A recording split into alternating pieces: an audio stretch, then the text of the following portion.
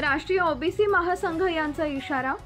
आमचे जिल्हा प्रतिनिधी गोपाल निकस यांच्या माहितीप्रमाणे मेहकर इथं 1/10/2025 रोजी गणपूर बोरखेडी गावातील ओबीसी महासंघाचे आणि शिवसेनेच्या कार्यकर्त्यांनी लक्षवेधी आंदोलन केले। त्यामध्ये रोडवर झाडे लावून प्रशासनाचं लक्ष वेधण्यात आलं। गणपूर ते लोणार रोडवर हे आंदोलन करण्यात आलं। या रोडवर जवळपास 10 ते 12 गावं येतात। मुख्य लोणार शहराला जोडणारा हा रस्ता असल्यामुळे वाहतूक ही खूप असते आणि रोडवर खूप मोठमोठे खड्डे पडल्यामुळे काही किरकोळ अपघात सुद्धा झाले। त्यामुळे गावकऱ्यांना जाण्या येण्यास त्रास सहन करावा लागतोय। अक्षरशः या खड्ड्यामुळे काही मातांच्या डिलिव्हऱ्या म्हणजे प्रसूत्या सुद्धा दवाखान्यात जाण्यापूर्वीच रस्त्यात झाल्या। याच अनुषंगाने प्रशासनाचं लक्ष वेधण्यासाठी ओबीसी महासंघाचे तालुका अध्यक्ष विकास पाटील, गणेश चव्हाण, गजानन गाडेकर, प्रल्हाद चव्हाण, मदन चव्हाण, संदीप सुरुशे, मोहन कदम, सुदर्शन शेवाळे, सोनूने, सागर कदम व गावकऱ्यांनी मिळून प्रशासनाला रोडवर झाडे लावून एकतर कामं करा नाहीतर खुर्च्या खाली करा असा इशारा दिलाय। तुम्ही बिनकामी खुर्च्या गुंतवून ठेवल्यामुळे कामं करणारी उच्च शिक्षित मुलं बेरोजगार फिरत आहेत। तुमच्या खुर्च्या रिकाम्या केल्यामुळे त्यांना तरी रोजगार उपलब्ध होईल। या अनुषंगाने शिवसेना आणि ओबीसी महासंघ यांनी प्रशासनाला इशारा दिला आहे।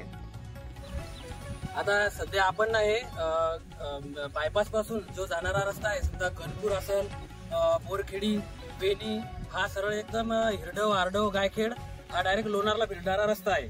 म्हणजे हा एक मुख्य रस्ता बनलेला, हा फक्त गणपूर पूर्व मर्यादित नाहीये। पण तरी हा जो रोड आहे, तर या रोडना इथं गड्डे पडलेले आहे भरपूर आणि असे अनेक गड्डे पडलेले या रोडनं, बरोबर आहे। तर या गड्ड्यामध्ये आतापर्यंत कमीत कमी 5-6 जण पडले आणि त्यांना घासघूस झाली। तरी ही घासघूस झाली तरी या घासघुशीला किंवा हे जे लोक पडले, आतापर्यंत ऍक्सिडेंट झाला, तर यांना नेमकं जिम्मेदार कोण आहे तर हे अजून काही सिद्ध झाले नाही।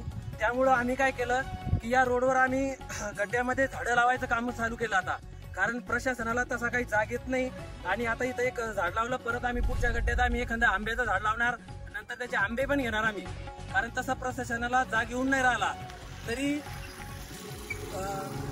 या रोडकडे प्रशासनानं लक्ष दिलं पाहिजे। नाहीतर माझं एकदम म्हणणं आहे की प्रशासनानं रोड करावा किंवा नाहीतर त्यांच्या खुर्च्या सोडावा, कारण आज पीएचडी होल्डर सुद्धा रस्त्याने फिरत आहेत किंवा बेरोजगार आहेत।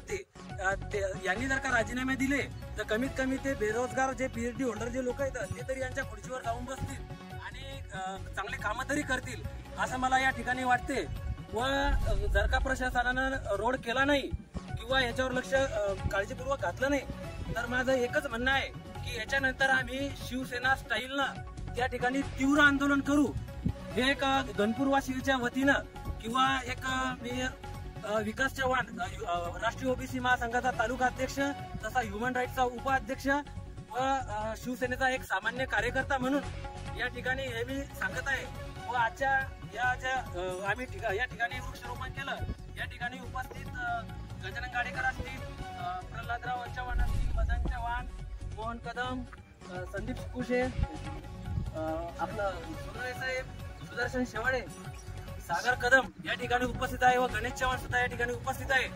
तरी याच्यावर लक्ष जर का नाही घातलं तर यानंतर आम्ही शिवसेना स्टाईलनं तीव्र आंदोलन करू, हे मी सांगू इच्छितो। माझे 2 शब्द संपवतो। जय हिंद, जय महाराष्ट्र। नवनवीन बातम्या पाहण्यासाठी आजच विदर्भ दूत न्यूज चॅनलला सबस्क्राईब करा आणि बेल आयकॉनला सुद्धा क्लिक करा।